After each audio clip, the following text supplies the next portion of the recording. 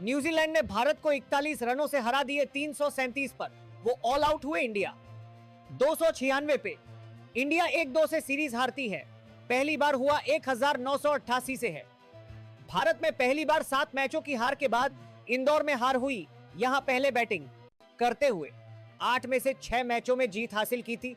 बहुत सारी हार है, लेकिन सवाल यह है कि भारत की हार का जिम्मेदार कौन है? यह बहुत बड़ा सवाल है भाई साहब। मतलब विराट कोहली 37 साल में शतक मार रहे हैं, हर्षित राणा मार रहे हैं, सब कुछ है, लेकिन फिर भी भारत हार रही है। न्यूजीलैंड है अब 5 कसूरवार भारत, और वहां का पहला डेरिल मिचेल। भाई साहब मिचेल तूफान है यार। पहले मैच में 84, दूसरे में 131, तीसरे में 137। कोई भी खिलाड़ी अगर ये चाहता है कि सभी 3 मैचों में शतक हो, 137, 131 और 84, आप क्या कर लोगे उसके? इंडिविजुअल प्रोटोटाइप पे निर्देश भाई। विवरण, भारत का पिछला 7वां मैच अगर आप देखेंगे तो विश्व कप में 130, फिर उसके बाद की रैंकिंग 134, फिर 63, 84, 131, 13 unmatch enable.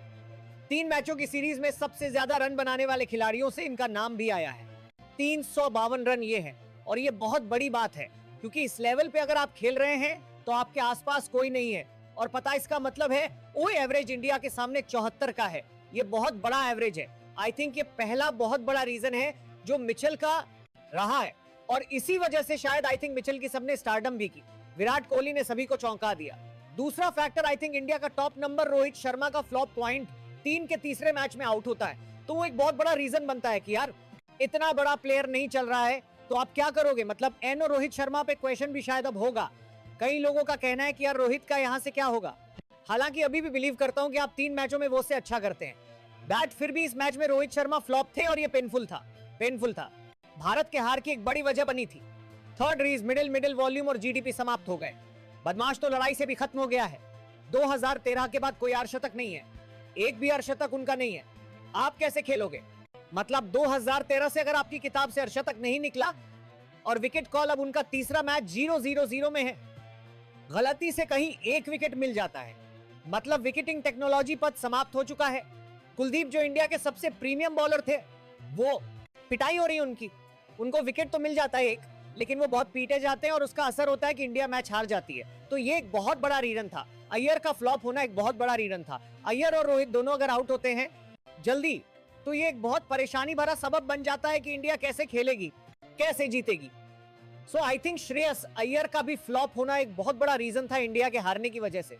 And I think 5वां रीजन जो था वो सिराज का इनफेक्टिव होना। सिराज विकेट तो नहीं दे रहे हैं, लेकिन मतलब सिराज रन तो नहीं ले रहे हैं, लेकिन विकेट नहीं पा रहा है और ये इंडिया को फंसा दे रहा है। सो आई थिंक ये 5 रीजन है। रोहित शर्मा 26, 24, 11 बहुत बड़ा रीजन। जडेजा 4, 27 बार है और पूरी सीरीज में विकेट लिया।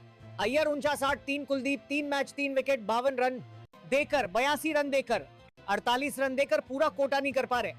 आई थिंक ये 5 रीजन जो है मेरे हिसाब से इंडिया के हार की वजह है। इंडिया के हार के 5 यही विलेन है, और उसमें आप मिशेल की तारीफ जोड़ लीजिए। विराट ने इज्जत बचाई है सीरीज में, वरना और बुरा हाल होता। बाकी आप बताओ, आपको क्या लगता है इंडिया के इतने हाल बदहाल क्यों हुए हैं? अब इंडिया अपने ही घर में हार रही है। तो आप लोग बताइए इसके बारे में आपकी क्या राय है, कमेंट करके बताया, और चैनल को सब्सक्राइब जरूर करें।